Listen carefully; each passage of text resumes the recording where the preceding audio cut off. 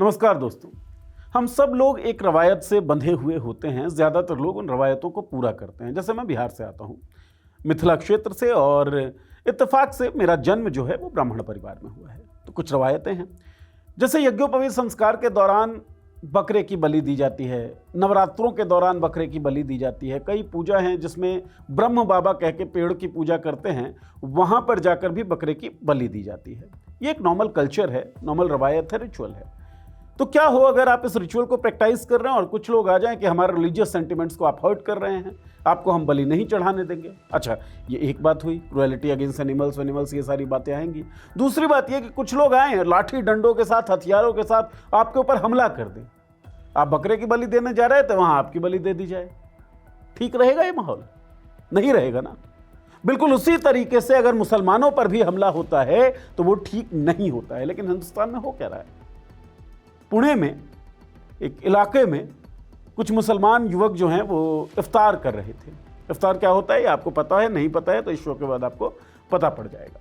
इफ्तार कर रहे थे, 100-150 लोगों की भीड़ पहुंचती है, हिंदुत्ववादियों की, धारदार हथियार होता है उनके पास, और इफ्तार कर रहे लोगों पर हमला कर दिया जाता है। कहा जाता है दोबारा इस इलाके में दिखना मत। क्यों भाई? बपौती है क्या हिंदुस्तान किसी की? कौन सा संविधान, कौन सा कानून कहता है कि कौन आदमी कहां जा सकता है, कहां नहीं जा सकता है? अरे हर कोई हर जगह पे जा सकता है। हिंदुस्तान का कोना कोना हर एक हिंदुस्तानी का है, वो कहीं भी जाए। आपके प्राइवेट प्रेमाइस में वो नहीं करना चाहिए। और उसके लिए भी अगर आ भी गया तो आप हमला कर देंगे 100-150 की भीड़ से 14 लोगों पर। यह पुणे की घटना है। बनारस में क्या हुआ? नाव के ऊपर 14 दोस्त जो हैं वो इफ्तार कर रहे थे, और भारतीय जनता युवा मोर्चा के सिटी प्रेसिडेंट जो हैं उनका रिलीजियस सेंटिमेंट हर्ट हो गया। वो कह रहे हैं कि वो लोग नॉन वेजिटेरियन फूड खा रहे थे गंगा पे, नाव पे सवार होके, और उसके बाद लेफ्ट ओवर फूड जो था वो उन्होंने गंगा नदी में ही फेंक दिया। ये एलिगेशन लगाया सिटी प्रेसिडेंट जो है भाजपा के वहां के, उन्होंने बनारस में पंचगना घाट के सामने पास की एक घटना है। और इस एलिगेशन के दम पर केवल कोतवाली पुलिस जो है उसने उन 14 लोगों को आइडेंटिफाई कर लिया और डिटेन कर लिया। धारा क्या लगी है? रिलीजियस सेंटिमेंट हर्ट करने की। इफ्तार क्या होता है?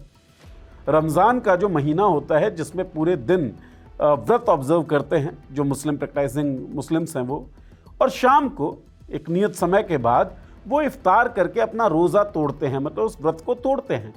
हिंदू धर्म में भी आप अगर व्रत करते हो, या आपके घर में महिलाएं करती होंगी, पैट्रियार्कल सिस्टम है ना, तो महिलाएं ज़्यादातर व्रत करती हैं। तो हर एक व्रत का अपना अपना अलग रवायत है। जैसे कुछ व्रत में रात को खाया जाता है, कुछ व्रत में एक समय खाया जाता है, कुछ व्रत में केवल मीठा खाया जाता है। कुछ इस तरह की चीज़ें हर व्रत में अलग अलग होती हैं, और अलग अलग जगह के हिसाब से भी अलग अलग होती हैं। उसी तरीके से इफ्तार जो है वो रोज़ा तोड़ा जाता है, कुछ खाकर उसे कहते हैं। तो 14 मुस्लिम युवक एक नाव पर चढ़ते हैं, वहाँ इफ्तार कर रहे होते हैं, और भारतीय जनता युवा मोर्चा के सिटी प्रेसिडेंट को उनका रिलीजियस सेंटिमेंट हर्ट हो जाता है। वो एलिगेशन लगाते हैं और उसके कारण उन 14 लोगों को डिटेन कर लिया जाता है। ये 2 घटनाएं मैं आपको बता रहा हूँ, लेकिन इन 2 घटनाओं के अलावा कई घटनाएं हैं, दर्जनों घटनाएं हैं इस तरह की, जहाँ पर प्रैक्टिसिंग मुस्लिम्स जो हैं उनके खिलाफ हिंसा हो रहा है, हमला हो रहा है, और बात हो रही है रिलीजियस सेंटिमेंट हर्ट हो रहा है हमारा। अरे अपनी भावनाएं मजबूत करो ना, अपने सेंटिमेंट्स को कंक्रीट करो। इतनी हल्की सेंटिमेंट्स जो किसी के नॉनवेज खाने से अगर आप एलिगेशन लगा रहे हैं, या फिर किसी का बिरयानी खाने, स्पेसिफिकली बिरयानी का नाम लिया गया है, हास्यास्पद लगता है। हास्यास्पद क्यों लगता है वो मैं आपको बताऊंगा।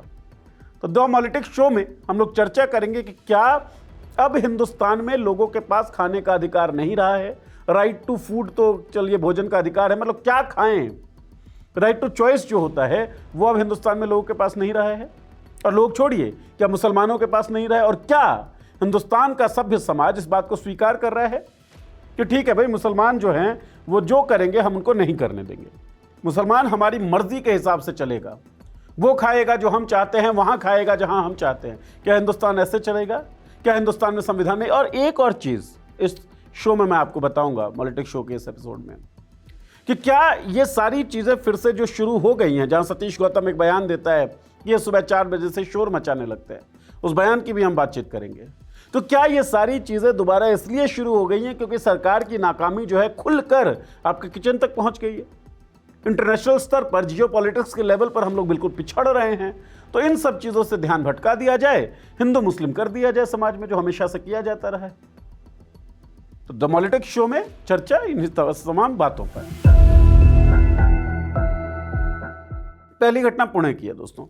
पुणे में जैसा कि मैंने आपको बताया, कुछ लोग जो हैं वो इफ्तार कर रहे थे। ससवड इलाके के पास झील के किनारे इफ्तार कर रहे थे। 14 लोग थे। 100-150 लोग की भीड़ जो है वहां पहुंचती है, लाठी डंडों से उनके ऊपर हमला कर देती है। क्यों करती है हमला? कि तुम यहां कर कैसे रहे हो, तुम यहां आ कैसे गए। मतलब वो मुस्लिम्स थे, इसलिए उनके ऊपर हमला कर दिया गया। तो आइडेंटिटी के कारण हमला हुआ है। दिस इज क्राइम अगेंस्ट एक रिलीजन, क्राइम अगेंस्ट इस्लाम, क्राइम अगेंस्ट मुस्लिम्स। ये है। 5 लोग गंभीर रूप से घायल हो गए। 10 लोगों की पहचान कर पाई है पुलिस। और ये मैं स्पेशली क्यों बता रहा हूं, क्योंकि दूसरी घटना जो है वो बनारस की है। पंचगना घाट के पास 14 मुस्लिम युवक जो हैं वो एक नाव पे सवार हुए और नाव पे वो इफ्तार कर रहे थे, मतलब अपना रोज़ा तोड़ रहे थे। भारतीय जनता युवा मोर्चा के सिटी प्रेसिडेंट हैं जायसवाल साहब, उनका रिलीजियस सेंटिमेंट हर्ट हो गया। एलिगेशन उन्होंने लगाया कि इफ्तार कर रहे थे, नॉनवेज खा रहे थे, बिरयानी खा रहे थे, और उसके बाद जो हड्डियां बची होंगी वो उन्होंने गंगा में फेंक दी। आरोप लगाया। इस आरोप के आधार पर 14 लोगों को आइडेंटिफाई भी कर लिया गया और डिटेन भी कर लिया गया। मतलब पुणे में जब आपको डिटेन करना था, आइडेंटिफाई करना था 100-150 लोगों की भीड़ को, उसमें से आप नहीं आइडेंटिफाई कर पाए ज़्यादा लोगों को, लेकिन यहाँ 14 मुस्लिम युवकों को आपको पकड़ना था, तुरंत आपने आइडेंटिफाई कर लिया और डिटेन कर लिया। और डिटेन क्यों किया? क्योंकि वो खाना खा रहे थे अपनी चॉइस का। बिरयानी से दिक्कत हुई रोहित जायसवाल साहब को। तो बिरयानी से जब दिक्कत हुई तो मुझे लगता है, रजत जायसवाल माफ़ करिएगा, तो मुझे लगता है बिरयानी के बारे में थोड़ी बात कर लेते हैं। भारत जो है ना, बिरयानी को बहुत प्यार करता है। तो माफ़ करिए, केवल मुसलमान नहीं। अच्छा, आपकी जो थ्योरी है उसके हिसाब से तो मुसलमान पंचर बनाता है, तो वो ऑर्डर कहाँ से करेगा खाना, है ना? स्विगी एक ऑनलाइन प्लेटफॉर्म है जहाँ आप ऑर्डर करते हैं और खाना डिलीवर होता है। स्विगी की रिपोर्ट है 2025 की, जिसमें बताया Indians ordered 93 million biryanis via Swiggy. केवल स्विगी ऑनलाइन प्लेटफॉर्म जो है उसके जरिए 2025 में, साल 2025 में 93 मिलियन बिरयानी का ऑर्डर किया गया। और इन 93 मिलियन बिरयानी में से 57.7 मिलियन बिरयानी जो था वो चिकन बिरयानी था। अब आप कहेंगे बाकी वेज बिरयानी है, तो वेज बिरयानी को लेकर तो काफ़ी विवाद चलता है। बाकी बिरयानी में मटन बिरयानी भी होगा, फिश बिरयानी भी होगा, प्रॉन्स बिरयानी भी होगा, बहुत तरह की बिरयानीज होती हैं। तो ये भारतीयों का जो चॉइस है ना फूड का, वो बता रहा है। केवल एक ऑनलाइन प्लेटफॉर्म की बात कर रहा हूँ मैं। और ये अब जब आंकड़े को आप थोड़ा सा और एनालाइज करेंगे तो आपको पता पड़ेगा कि 1 मिनट में 194 बिरयानी जो है वो ऑर्डर किया गया है। तो केवल मुसलमान खा रहे होंगे। 1 मिनट में 194 बिरयानी का ऑर्डर जो है केवल मुसलमानों ने दिया होगा। आप इतने मूड हैं तो आप ये समझ सकते हैं। अगर इसको सेकंड में आप निकालेंगे तो सेकंड्स में भी कई बिरयानी जो है, हर 3 सेकंड में कई बिरयानी का ऑर्डर जो है वो स्विगी प्लेटफॉर्म पे दिया गया है। अच्छा, केवल 2025 का मामला नहीं है ये, पिछले 10 सालों से, मतलब 2025 से पहले लगातार 10 सालों तक बिरयानी जो है वो टॉप ऑर्डर्ड फूड रहा है। तो इतना पसंद करता है हिंदुस्तान बिरयानी को। लेकिन बिरयानी से दिक्कत हो जाती है जब, तब आपको समझना होगा इस आंकड़े को कॉन्टेक्स्ट में रखते हुए कि दिक्कत दरअसल भाई साहब बिरयानी से है नहीं, दिक्कत है मुसलमानों से। और दिक्कत किसको हुई है? किसी कॉमन आदमी को नहीं हुई है। दिक्कत हुई है रजत जायसवाल, जो भारतीय जनता पार्टी के यूथ विंग युवा मोर्चा के सिटी प्रेसिडेंट है। तो क्या ये मुमकिन है कि उनको ऊपर से आदेश मिले हों कि भाई इस तरह का कुछ काम करो, ताकि हिंदू मुस्लिम की जो चर्चाएं हैं वो दोबारा शुरू हों?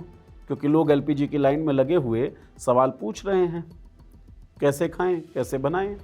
बलि अगर बकरे की देंगे तो पकाएंगे कहाँ? क्योंकि पकाने में तो गैस ज़्यादा लगेगा और गैस तो मिल नहीं रहा है। दिक्कत आ रही है गैस में। ब्लैक में 3,500-4,000 हज़ार तक का गैस मिल रहा है, 6,000 हज़ार तक कीमत जा रही है।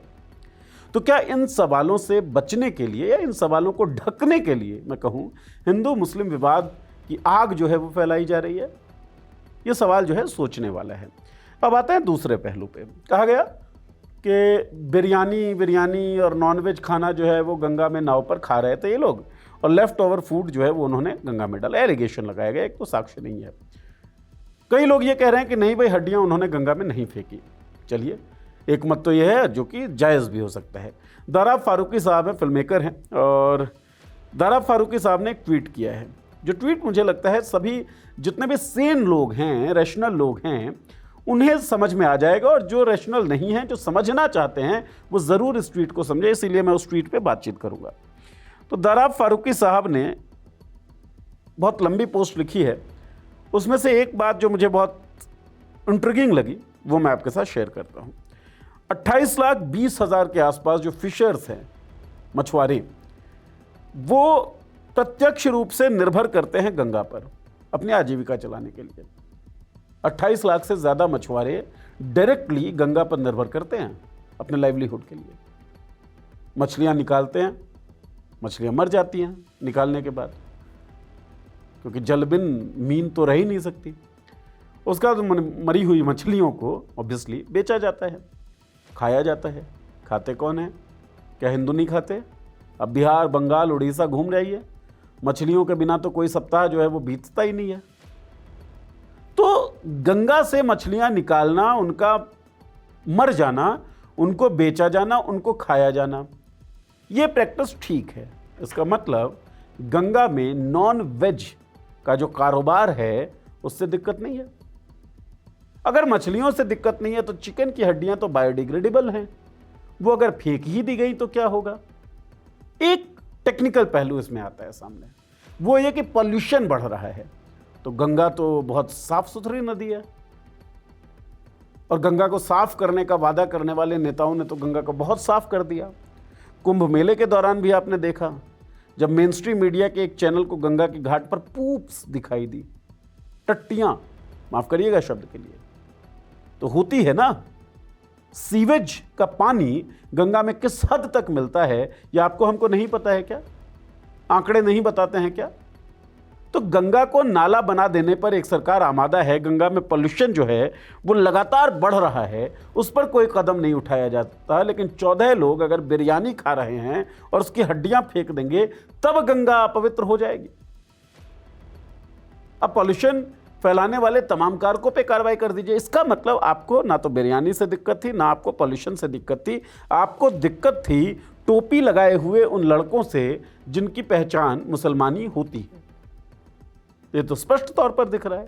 पोल्यूशन की बात कर रहे हैं तो दराव साहब ने ही अपने ट्वीट में लिखा है, और ये तो फैक्ट है, कहीं भी आपको मिल भी जाएगा, कि सीवेज का जो पानी है ना, वो टोटल पोल्यूशन जो गंगा में उसका 80% कॉन्ट्रीब्यूटर है।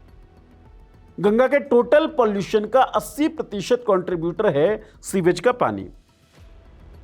एक दिन के अंदर 2009 से लेके 3,000 मिलियन लीटर पानी सीवेज का जो है वो सीधे गंगा के मेन स्ट्रीम में, मुख्य धारा में डाला जाता है, डिस्चार्ज कर दिया जाता है। सीवेज का पानी, सीवेज के पानी में क्या क्या होगा समझ सकते हैं ना आप?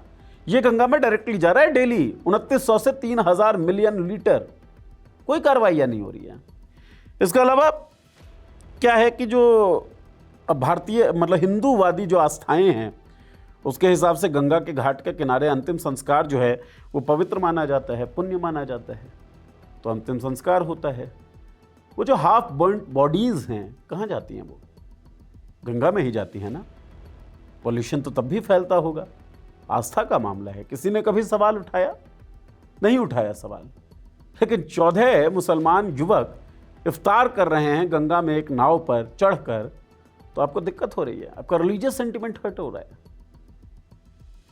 ये तो बहुत दिक्कत वाली बात है, और ये आपको समझना होगा। माघ मेले की बात करते हैं, गंगा को लेकर गंगा के किनारे बहुत सारी चीज़ें और बहुत हिंदू फेस्टिविटीज़ जो हैं वो हमको दिखती हैं।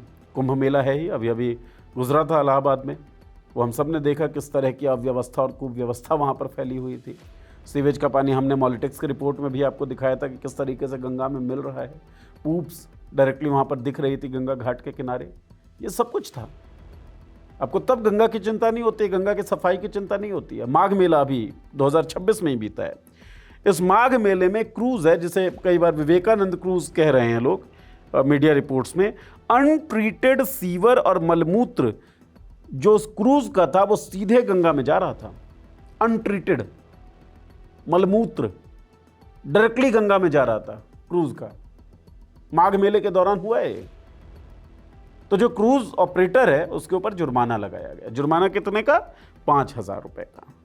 मतलब एक क्रूज अनट्रीटेड मलमूत्र को, अनट्रीटेड सीवेज को डायरेक्टली गंगा में प्रवाहित कर रहा है माघ मेले के दौरान, जो आपकी आस्था का पीक समय हो सकता है। उस पर जुर्माना लग रहा है, फाइन लग रहा है 5,000 रुपए का। बताया जा रहा है कि भाई पॉल्यूशन जो है वो आप फैला रहे हैं, ये तो दिक्कत है। ऑपरेटर ने कहा कि गलती हो गई थी टेक्निकल। और यहाँ 14 लोग इफ्तार कर रहे हैं, अपना रोज़ा तोड़ रहे हैं, तो रिलीजियस सेंटिमेंट जो है वो हर्ट हो रहा है। इससे पहले हमने देखी है कि किस तरीके से नमाज पढ़ने वाले मुसलमानों के खिलाफ लगातार हिंसक गतिविधियां हुई हैं, हिंसक घटनाएं हुई हैं। और ये हिंसाएं जो है ना, एक दिन में शुरू नहीं होती, ओवरनाइट नहीं होता है कुछ भी। पूरी एक लंबी प्रोसेस होती है जिसमें आप एक कौम को, एक समुदाय को, ग्रुप ऑफ पीपल को ये कन्विंस करने में लगभग कामयाब होते हैं, लगातार कोशिशों में लगे रहकर, कि जो दूसरा समुदाय है वो तुम्हारा दुश्मन है। इसका मतलब आप एक स्यूडो दुश्मन खड़ा करते हैं। हिटलर की थ्योरी को याद करिएगा कि किस तरीके से उसने एक दुश्मन खड़ा कर दिया था। तो तमाम जो मुसीबतें हैं, तमाम जो सवाल आपसे पूछे जा रहे हैं कि जियोपॉलिटिकल सिचुएशन में हमारी स्थिति क्या है, हम क्यों अमेरिका की दादागिरी झेल रहे हैं। जब अमेरिका के सुप्रीम कोर्ट ने यह कह दिया कि जो टैरिफ लगा रहे थे ट्रंप वो इलीगल है, गैर कानूनी है, उसके बावजूद भी हम यूएस ट्रेड डील जो हमने किया उसको रद्द करने की हिम्मत क्यों नहीं जुटा पा रहे हैं। हम क्यों युद्ध के खिलाफ नहीं बोल पा रहे हैं। क्यों हमें एलपीजी सिलेंडर की लाइंस में लगातार लगना पड़ रहा है। क्यों एलपीजी सिलेंडर को रिफिल करने के जो नियम हैं उनमें बदलाव हुआ है। क्यों इमरजेंसी प्रोविज़न जो है इन्वोक करते हुए रिफाइनरीज को कहा गया है कि आप एलपीजी के प्रोडक्शन को बढ़ाइए। क्यों कहा गया है? दिक्कतें हैं इसलिए कहा गया है। और ये सवाल पूछे जा रहे हैं। सरकार क्या कह रही है कि नहीं कोई शॉर्टेज नहीं है, लेकिन हमें तो लाइंस दिख रही है। पॉलिटिक्स पे हमने ये रिपोर्ट आपको दिखाया भी था। तो ये सवाल प्ले में ना आए, ये सवाल ना पूछे जाएं, इसलिए फिर से स्यूडो दुश्मन खड़ा करने की कोशिश की जा रही है। और ये सीधा कोई सिटी प्रेसिडेंट नहीं खड़ा करता, बड़े बड़े नेता जो हैं वो माहौल बनाते हैं। तो उत्तर प्रदेश के सांसद हैं, उत्तर प्रदेश में सांसद हैं सतीश गौतम साहब। ये अलीगढ़ से सांसद हैं उत्तर प्रदेश के। सतीश गौतम साहब ने क्या कहा, ये लोग सुबह 4 बजे से शोर करने लगते हैं। और इसलिए अजान को लेकर उन्होंने ये बात बोली होगी। पीपल्स रिप्रेजेंटेटिव, सांसद, जो देश की सबसे बड़ी पंचायत में बैठता है, वो अजान के लिए ये शब्द का प्रयोग कर रहा है।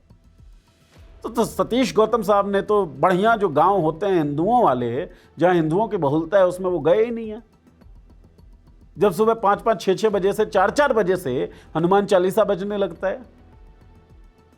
आप आए कभी सतीश गौतम जी मधुबनी, दरभंगा, और वहां देखें कि किस तरीके से गांवों से वो आवाज निकलती है। शहरों में, कस्बों में आवाज जो है वो सुबह सुबह जो है वो स्टार्ट हो जाता है। और क्योंकि मैं लेट राइजर हूं, लेट उठता हूं, तो मुझे बड़ी खिन्नता होती है कि भाई यार आवाज हो गई, अब नींद में खलल पड़ेगी। लेकिन आस्था है लोगों का, लोगों की प्रैक्टिस है। आप उस पर आलोचना ही करेंगे, मजाक उड़ाएंगे पीपल्स रिप्रेजेंटेटिव होने के बावजूद।